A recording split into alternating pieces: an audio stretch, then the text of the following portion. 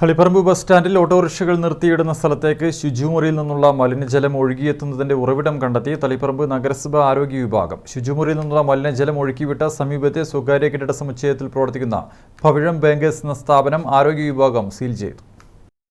Taliparamba bus സ്റ്റാൻഡിനോട് ചേർന്നുള്ള autorickshaw parking ഏരിയയിലേക്ക് ശുചിമുറിയിൽ നിന്നുള്ള മലിനജലം ഒഴുകിയെത്തി ദുരിതം തീർത്തതോടെ ഓട്ടോറിക്ഷ ഡ്രൈവർമാർ പ്രക്ഷോഭത്തിനൊരുങ്ങുകയായിരുന്നു. ഇതോടെയാണ് നഗരസഭ നടപടിയുമായി രംഗത്ത് വന്നത്. ആരോഗ്യ വിഭാഗം ജീവനക്കാർ മലിനജലം ഒഴുകിയെത്തുന്ന പൈപ്പ് കണ്ടെത്താൻ വ്യാഴാഴ്ച രാവിലെ മുതൽ പരിശോധന തുടങ്ങി. നഗരസഭാ ശൗചാലയത്തിന് തൊട്ടുപിന്നിലെ ഭാഗത്തായാണ് ആദ്യം പരിശോധന നടത്തിയത്. തുടർന്ന് ഇതിന് സമീപം പ്രധാന റോഡിലെ നടപ്പാതയ്ക്കരികിൽ ഇന്റർലോക്കും കോൺക്രീറ്റും ഇളക്കി പരിശോധിച്ചു. ഈ ഭാഗത്ത് പ്രാഥമിക പരിശോധനയിൽ ഒന്നും കണ്ടെത്താനായില്ല.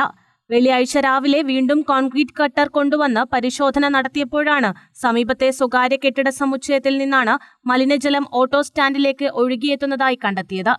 സ്വകാര്യ കെട്ടിട സമുച്ചയത്തിൽ പ്രവർത്തിക്കുന്ന പവിഴം ബാങ്കേഴ്സ് എന്ന സ്ഥാപനം കെട്ടിടത്തിന്റെ നടവഴിയിൽ അനുമതിയില്ലാതെ നിർമ്മിച്ച് ഉപയോഗിച്ചുവരുന്ന ശുചിമുറിയിൽ നിന്നുള്ള മലിനജലമാണ് ടാങ്ക് കവിഞ്ഞൊഴുകി പുറത്തേക്കെത്തിയത്.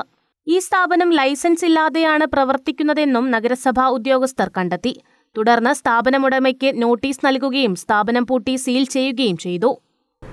ഇന്ന് നടത്തിയ പരിശോധനയിൽ രാവിലെ 7:30 നടത്തിയ പരിശോധനയിൽ തൊട്ടടുത്ത് പ്രവർത്തിക്കുന്ന കെട്ടിടത്തിൽ നിന്നുള്ള സ്ഥാപനങ്ങളിൽ ഉപയോഗിക്കുന്ന ടോയ്ലറ്റിൽ നിന്നുള്ള വേസ്റ്റ് വാട്ടറാണ് പുറമേക്ക് ഒഴുകി വരുന്നതെന്ന് കണ്ടെത്താൻ സാധിച്ചു. അതിൽ പ്രധാനമായും പവിഴം ഫിനാൻസ് എന്നുള്ള ഒരു സ്ഥാപനം അനധികൃതമായി പാസേജിൽ നിർമ്മിച്ചിട്ടുള്ള ടോയ്ലറ്റ്, ആ ടോയ്ലറ്റ് ഉപയോഗിക്കുന്നതിൽ നിന്നാണ് ആ ടാങ്ക് ഓവർഫ്ലോ ആയിട്ട് മലിനജലം പുറത്തേക്ക് ഒഴുകിയതെന്ന് കണ്ടെത്തുകയും അതിൻ്റെ അടിസ്ഥാനത്തിൽ സ്ഥാപനം പൂട്ടി സീൽ ചെയ്തു.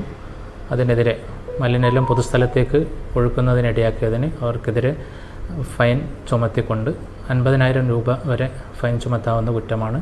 അതുപോലെ സ്ഥാപനം ലൈസൻസ് ഇല്ലാതെയായിരുന്നു പ്രവർത്തിച്ചു വരുന്നത്. ഈ 2 കാരണങ്ങൾ കൊണ്ട് സ്ഥാപനം ഇന്ന് ഡിപ്പാർട്ട്മെൻ്റലായി സീൽ ചെയ്തു. തുടർ നടപടികൾ സ്വീകരിക്കുന്നതാണ്. 50,000 രൂപ വരെ പിഴയീടാക്കാവുന്ന കുറ്റകൃത്യമാണ് സ്ഥാപനത്തിന്റെ പേരിൽ കണ്ടെത്തിയത്. ശക്തമായ തുടർ നടപടികളുമായി മുന്നോട്ടു പോകുമെന്നും തളിപ്പറമ്പ് നഗരസഭാ സെക്രട്ടറി KP സുബൈർ അറിയിച്ചു. News bureau, Taliparamba.